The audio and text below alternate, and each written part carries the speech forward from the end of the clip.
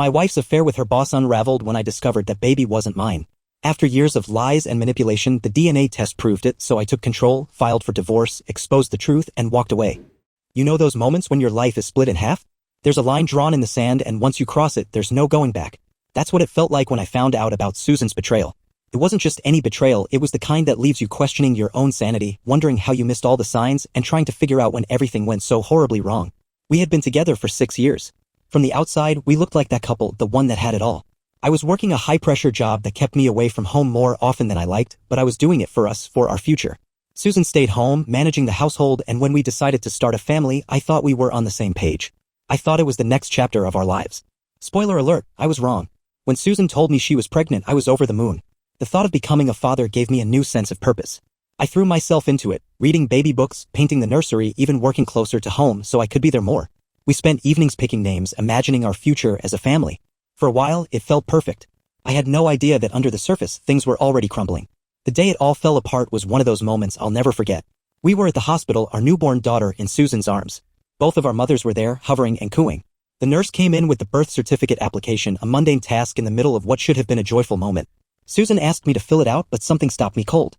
I think we should wait for the DNA results before we put my name down as the father, I said. If this were a movie, the record would have screeched to a halt. Susan froze. The nurse blinked. Both mothers stared at me like I just slapped Susan in the face. My mom was the first to speak, her voice low and angry. What are you talking about, Jason? Why would you say that? Susan's face was a mix of horror and anger. How could you accuse me of that? I would never, she snapped, trying to play it off like I was making some cruel joke. But I wasn't joking. I'm serious, I said, my voice colder than I intended. There's a real chance I'm not the father. The room erupted. Susan started crying, her mother started yelling at me, and my mother looked like she wanted to drag me out by my ear. But I didn't back down. I couldn't. I'd learned the truth a week before when Clive Adams, Susan's boss, drunkenly confessed to having an affair with her. 6 months, he said. Only ended because she found out she was pregnant and didn't want to risk me finding out. I confronted Susan about it as soon as I found out, and she denied everything. But Clive wasn't the kind of guy to lie about something like that, especially not when he was hammered and practically bragging about his conquests.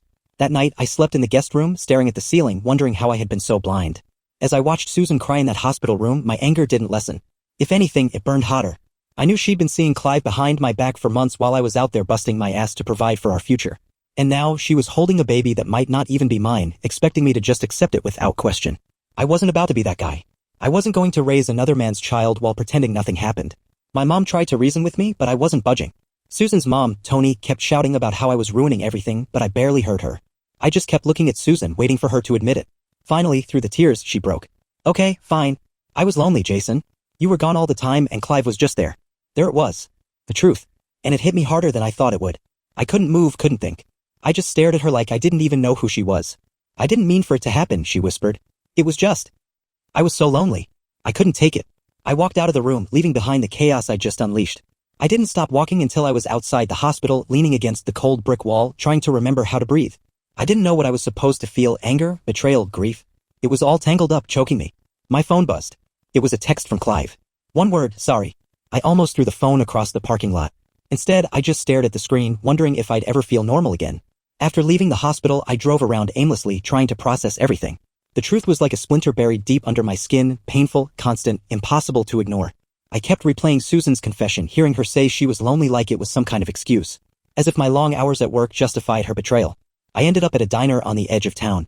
The waitress gave me a strange look when I ordered coffee and just sat there, staring out the window. I must have looked like I'd seen a ghost.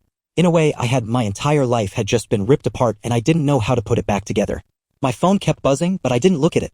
I knew it was Susan, probably sending a flood of texts trying to apologize, explain, or somehow make it all my fault. I didn't have the energy for that. I didn't even have the energy to hate her properly yet. I just felt empty. Eventually, I pulled out my phone and opened one of the messages.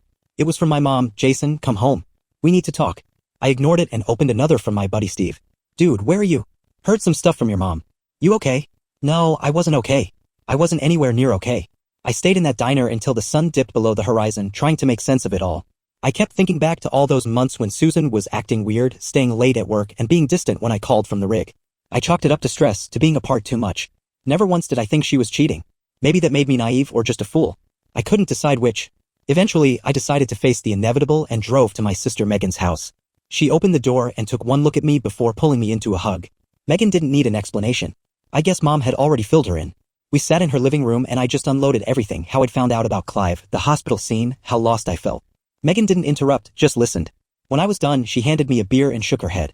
I never liked her, Megan said bluntly. You know that. I did know that. Megan had always been wary of Susan, saying she seemed too put together, too eager to play the perfect wife. I always thought it was just sibling jealousy. Turns out Megan was just better at spotting a fake than I was. What are you going to do? She asked. I didn't have an answer.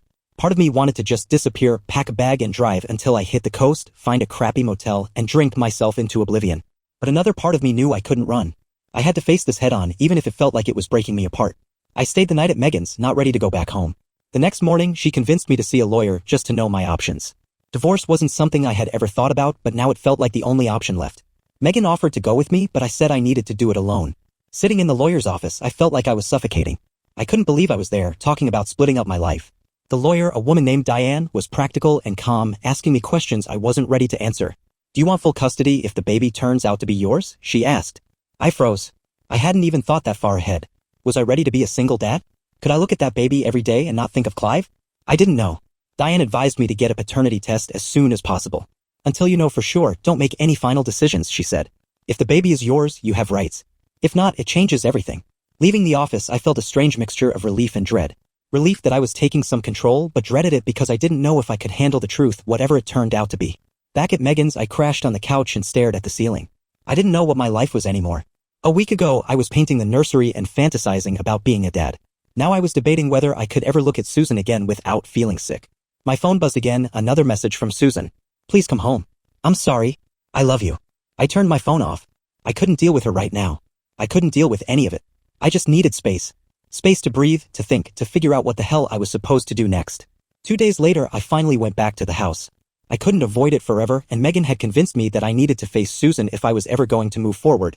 When I walked through the front door, the first thing I noticed was how quiet it was. No baby cries, no Susan calling out to me. Just silence. Susan was in the living room, holding the baby, rocking gently in the old armchair I had picked up at a flea market years ago.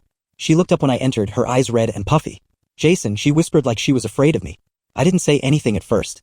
I just stood there, taking it all in. The baby was asleep, her tiny hands curled into fists, and Susan looked like she hadn't slept since the hospital. Finally, I cleared my throat. Is it true? I asked. Susan looked down, her hair falling onto her face. Yes, she whispered. Clive and it wasn't supposed to happen. It just did. I never meant to hurt you. Never meant to hurt me. That phrase kept repeating in my head like a broken record. I almost laughed. How could she say that after lying to me for months? How long? I demanded, my voice harsher than I intended. She winced. About 6 months. It ended when I found out I was pregnant. I swear, Jason, I never wanted it to go that far. I never wanted to risk everything we had. I felt the anger building again, but I pushed it down. Why him? I asked. Out of everyone, why Clive? Susan hesitated, and I could see the guilt eating at her. He was just there. You were always gone, and he made me feel wanted. I know that sounds selfish, but I was lonely. It wasn't love. It was just stupid. Stupid. That's what she called it. Stupid, like it was a casual mistake and not the destruction of our marriage. I wanted to scream at her, shake her, make her understand how much damage she had done. But I couldn't. I just couldn't. Did you love him? I asked, needing to know the answer even if it killed me. No, Susan said quickly. It wasn't like that. It was just physical. A distraction. I never stopped loving you. Those words cut deeper than I thought they would. How could she say she loved me when she'd been sleeping with someone else? I felt sick. I looked at the baby, still asleep, blissfully unaware of the chaos around her. Does he know? I asked. Susan nodded slowly. Yes, he knows, but he doesn't care. He said it's my problem now. Of course, that was just like Clive. He'd moved on, left Susan to clean up the mess, and probably didn't give it a second thought. I felt a surge of pity for her, but it was quickly swallowed by the betrayal. I'm getting a paternity test, I said firmly. I need to know for sure. If she's mine, I'll take care of her. If she's not, I couldn't finish the sentence. The thought of leaving that baby behind felt like a knife twisting in my gut. Susan didn't argue. She just nodded, tears streaming down her face. I understand. I know I ruined everything. I'm so sorry, Jason. I never wanted this. I didn't have anything left to say. I turned and walked out, not even sure where I was going. I just needed to be away from her, from the house that no longer felt like home. I ended up at the park, sitting on a bench, watching the world go by. Families walked past, happy couples with strollers and kids running and laughing. It felt surreal, like I was watching a life I used to have, A life that slipped through my fingers. I pulled out my phone and dialed Steve's number. When he picked it up, I couldn't hold it in anymore. I just let it out. The betrayal, the lies, the uncertainty. Steve didn't interrupt, just listened. When I was done, he sighed. Man, I don't even know what to say, he admitted. That's messed up. Are you sure you want to stick around if the baby's not yours? I didn't know the answer. Part of me wanted to disappear, but another part couldn't imagine just walking away. I'd already started picturing myself as a dad, and giving that up felt like losing a piece of my soul. Get the test, Steve advised. Find out for sure. Then decide. Don't make any promises until you know. That night, I went back to Megan's. I couldn't face going home yet. Lying on the couch, I tried to sleep, but all I could think about was the baby. Was she mine? Could I forgive Susan if she wasn't? Could I ever forgive her at all? By morning, I knew one thing for sure. I needed answers, and I needed them fast. No matter what the outcome, I had to figure out who I was going to be in this mess. Jason, the dad who stayed, or Jason, the man who walked away. The next few days were torture. Waiting for the paternity test results felt like a lifetime, and every minute stretched longer than the last. I tried to go back to work, but my mind wasn't there. I ended up messing up a report and had to redo it twice before my boss told me to take a few days off and get my head straight. Back at Megan's, I spent most of the time in her spare room, trying to figure out what I'd do if the baby wasn't mine. Megan kept bringing me food, even though I had no appetite, and now and then, she'd knock on the door just to remind me I wasn't alone. On the third day, my phone buzzed with a message from the lab. Your DNA test results are ready. I just stared at it for a while, too scared to open it. Eventually, Megan came in and saw the look on my face. She didn't say anything, just sat beside me and squeezed my hand. I took a deep breath and opened the email. As I read the first few lines, I felt the ground drop from under me. Probability of paternity, 0%. Megan saw my reaction and snatched the phone from my hand. When she read it, she wrapped her arms around me. Couldn't cry. I just sat there, numb, not knowing how to process it. She's not mine, I whispered, as if saying it out loud would make it more real. Megan didn't let go. I'm so sorry, Jason. I know you wanted her to be yours. But did I? At that moment, I wasn't sure of anything. All the plans, all the dreams I had of being a dad, they shattered in an instant. I pulled away from Megan, needing space to think. I went for a walk around the block, trying to clear my head. When I got back, Susan had texted me, "Can we talk?" I didn't reply. I wasn't ready to hear her excuses or apologies. Not after what I'd just learned. Later that evening, I finally called her. Susan answered on the first ring. Jason, please, just talk to me. I got the results, I said flatly. She didn't respond, but I could hear her breathing, waiting. She's not mine, I continued. Susan started crying. I didn't know. I swear. I thought she was yours. How could you not know? I snapped. You were sleeping with both of us. Did you ever stop to think about what this would do to me? Her sobs grew louder. I'm so sorry. I was lonely. Clive didn't mean anything. I wanted her to be yours. I wanted us to be a family. But we're not, I replied, cold and detached. You destroyed that. You lied to me and made me believe she was mine. How am I supposed to forgive that? Susan kept crying, but I didn't feel any sympathy. I don't know what to do, she choked out. I love you. You don't love me, I shot back. You love the idea of me, the stability, the guy who comes home and fixes things while you mess around with Clive. You don't love me. You love the comfort of me being there to clean up your mess. I hung up before she could respond, not wanting to hear any more of her excuses. That night, I packed up the last of my stuff from Megan's and moved into the apartment I had rented. I couldn't stay in limbo any longer. The next day, I met with the lawyer. Diane went through my options: divorce, financial settlements, custody. I didn't want to fight for custody of a child that wasn't mine, but the thought of just walking away made me feel hollow. You have grounds for divorce, Diane said. Infidelity, false paternity. The courts will side with you. I nodded. I want to file as soon as possible. When I left the office, it hit me that this was happening. My marriage was over. The life I had planned was gone, and I didn't know who I was anymore. As I sat in my car, the weight of it all finally crashed down on me, and for the first time since finding out, I cried. It wasn't just the betrayal. It was the loss of everything I thought I knew. I wasn't a husband anymore. I wasn't going to be a dad. I was just a guy trying to put the pieces back together. As the tears dried, I knew one thing. I couldn't go back. Not to Susan, not to that life. It was time to move forward, no matter how hard it was going to be. Update. A week after I filed for divorce, word started spreading around town. I hadn't expected it to stay quiet for long. Small towns are like that. You can't breathe wrong without someone gossiping about it.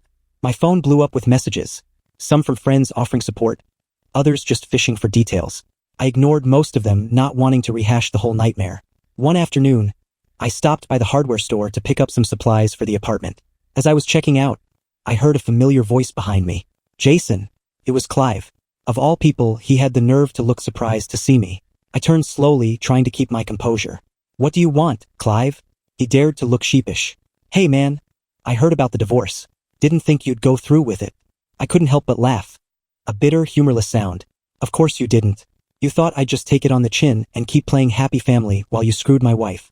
Clive held up his hands defensively. Look, I never meant for it to get out of hand.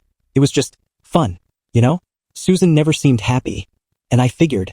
I cut him off. You figured what? That you'd swoop in and play house while I was busting my ass at work? That you'd take what was mine because you thought I'd just be too damn nice to do anything about it? His face turned red. It wasn't like that. She came to me, man. I didn't force her. It just happened. I took a step closer, forcing him to look me in the eye. You didn't just break up my marriage, Clive. You ruined my chance at being a dad. You lied to me, both of you did. Do you think you're off the hook just because I'm divorcing her? You think that makes it okay? He swallowed hard, clearly not expecting me to confront him. I'm sorry, alright? I didn't think it would go this far. That's your problem, Clive. You don't think. You just take whatever you want without caring about the consequences. But guess what? Those consequences are catching up to you. I left him standing there, his mouth hanging open like a fish gasping for air. I didn't care if people in the store overheard. Maybe it was time they knew what kind of guy Clive was. That evening, Megan called to check on me. I told her about the run-in with Clive, and she was furious on my behalf. If I ever see that jerk, I'll give him a piece of my mind, she promised. I chuckled, grateful for her loyalty. He's not worth it, Meg. Just let him dig his own grave. The town already knows what he's done. He's losing friends faster than he can count. The next day, I got a text from Susan. Can we talk? Please. Against my better judgment, I agreed to meet her at a coffee shop, neutral territory. When I walked in, she was already there, looking small and nervous. I sat down without saying a word. I wanted to say I'm sorry, she began. Not just for cheating, but for how I handled everything. You didn't deserve any of this. I took a deep breath. No, I didn't. But it happened. You made your choices. You chose Clive over me. Tears welled up in her eyes. It wasn't about choosing him. It was about feeling, wanted. You were gone so much and I felt like I was fading into the background. Clive just paid attention to me. I couldn't believe what I was hearing. So it was my fault? Because I worked hard to provide for us. She shook her head, wiping her cheeks. No, that's not what I mean. I should have talked to you instead of finding comfort somewhere else. I know that now. I looked at her, trying to see the woman I had loved, but all I saw was a stranger. It doesn't matter anymore, Susan. The damage is done. I can't pretend like it didn't happen. She looked down at her hands. What about Connie? I know she's not yours, but you've been there since the beginning. She doesn't have anyone else. That broke something inside me. She has you. And Clive. I'm not going to pretend I can be her dad when I know the truth. It's not fair to her or me. Susan nodded, defeated. I understand. I wish things were different. So do I replied softly. But they're not. And I can't keep living a lie just to make you feel better. We sat in silence for a while before I finally stood up. I hope you figure things out, Susan. For Connie's sake. But I can't be a part of this anymore. As I walked out, I felt a strange sense of relief, like I was finally taking control of my own life again. It wasn't going to be easy, but at least I was moving forward one step at a time. A month passed since that final conversation with Susan and the dust was finally starting to settle. I was still at Megan's place, but I'd started looking for my apartment. I needed space, something that was mine, not filled with memories of what had gone wrong. One afternoon, as I was scrolling through listings, my phone buzzed with a text from Steve. You hear about Clive? I frowned and texted back. No. What happened? Steve's response made my jaw drop. Someone beat the crap out of him. He's in the hospital. Nobody knows who did it. Part of me wanted to laugh, but I couldn't.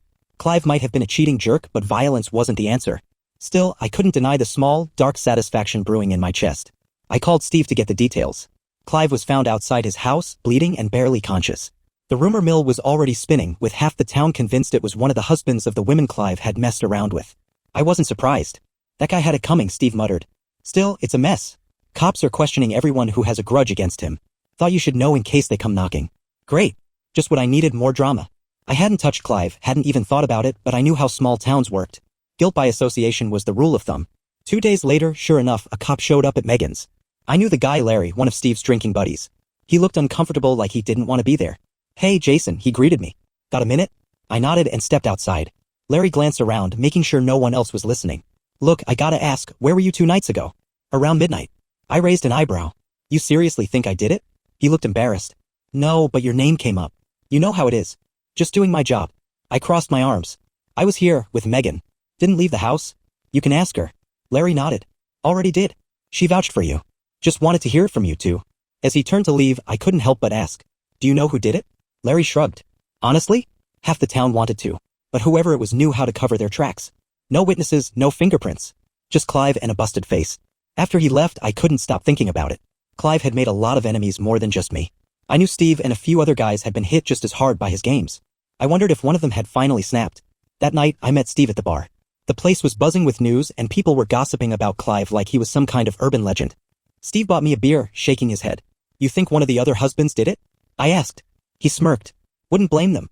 But no one's saying anything. Clive's not talking either. Probably knows better than to point fingers without proof. Part of me wished Clive would just leave town, but I knew he was too stubborn. He'd stick around, lick his wounds, and probably find a new way to mess up someone else's life. I wasn't worried about him anymore. My focus was on moving on. Over the next few weeks, I settled into my new place, a small apartment on the edge of town. Nothing fancy, but it was mine. Megan helped me unpack, and I felt a sense of peace for the first time in months. One evening, as I was hanging up the last picture frame, I got a text from Susan. I'm moving in with Mom. I think it's for the best. Connie's doing well. I hope you're okay. I stared at the message for a long time, unsure how to respond. Finally, I just typed back, glad you're both safe. Take care. It wasn't closure, but it was something. I didn't owe her forgiveness and I wasn't going to pretend everything was fine. But I wasn't holding onto the anger anymore. It didn't help. It didn't change what had happened. That weekend, Steve invited me to a barbecue. I hesitated at first, worried about running into anyone who'd heard about my situation. But when I showed up, I realized it was just a small group, Steve, his wife, and a few other friends. No gossip, no judgment. Steve handed me a burger and raised his beer. To move on, he said. To move on, I echoed, clinking bottles. As I took a bite, I felt something close to normal. Maybe I wasn't healed yet, but I was getting there, one day at a time. Update. 3 months after the divorce was finalized, life had taken on a strange kind of normalcy. I had settled into my new place and work had become my main focus. Megan kept me grounded, reminding me that I wasn't alone even when it felt like I was. One evening, I was walking back from the grocery store when I saw a familiar figure waiting by my apartment building. It was Susan. I hesitated but walked over, bracing myself for whatever she had to say. She looked tired, more tired than I'd ever seen her. Her eyes were puffy and she kept fidgeting with the hem of her coat. Can we talk? She asked quietly. I nodded and led her to the small picnic table in the courtyard. We sat in silence for a minute before she finally spoke. I wanted to apologize. For everything. I've been thinking a lot about what I did, about how I ruined our life. I know you don't owe me forgiveness, but I needed to say it. I didn't respond immediately. Instead, I looked at her, The woman I once loved was now a stranger. I appreciate you saying that, I finally replied. But it doesn't change what happened. She nodded, wiping a tear from her cheek. I know. I miss you. I miss us. I couldn't help but feel a pang of sadness, but I forced myself to be honest. Susan, I don't think I can ever go back to what we were. I loved you and I would have done anything for us. But you broke that trust. I don't hate you, but I can't pretend like it didn't happen. She looked down, shoulders slumped. I get that. I just wanted you to know that I'm trying to be better for Connie's sake. She deserves a mom who's not a mess. I smiled faintly. I hope you find that version of yourself. For her. Susan glanced up and I could see the regret in her eyes. I never wanted to hurt you. I never thought I'd lose you. I didn't know what to say, so I just sat there letting the silence fill the space between us. Eventually, Susan stood up and gave me a sad smile. Take care, Jason. You too, I replied, and she walked away, fading into the evening light. After she left, I felt a strange mix of relief and sadness. Maybe that was the closure I needed, the acknowledgement that we had once loved each other, even if it had fallen apart. A week later, Steve convinced me to join him at a community event, something to do with raising funds for the local school. I figured it would be good to get out, see some faces that didn't remind me of the past. That's where I met Emma. She was working one of the booths, organizing the raffle tickets with a quick efficiency that I couldn't help but admire.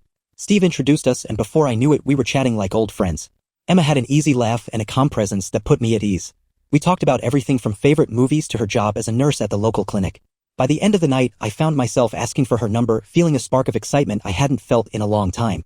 The first date was awkward but endearing. We went to a small Italian place and I accidentally spilled marinara on my shirt. Emma just laughed and handed me a napkin, making a joke about how it added character. It felt good and natural. For the first time in months, I didn't feel like I was dragging around a ton of emotional baggage. Over the next few weeks, Emma and I spent more time together, hiking, cooking, and just hanging out. She never pried about my past, but when I finally opened up about Susan, she just listened, nodding without judgment. It was different, refreshing. One evening, while sitting on my balcony with Emma, I realized that I was smiling without forcing it. The hurt from Susan's betrayal was still there, but it didn't define me anymore. I was moving forward one step at a time. It wasn't a fairy tale ending. I wasn't magically healed or completely over everything. But I was healing. I was building something new, something real, and I knew that was enough.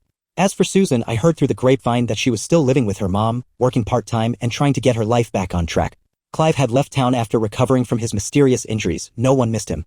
Looking at the night sky, I took a deep breath, feeling lighter than I had in a long time. Maybe I didn't have the life I once planned, but I had a second chance to build a new one. And for the first time I wasn't afraid to take it.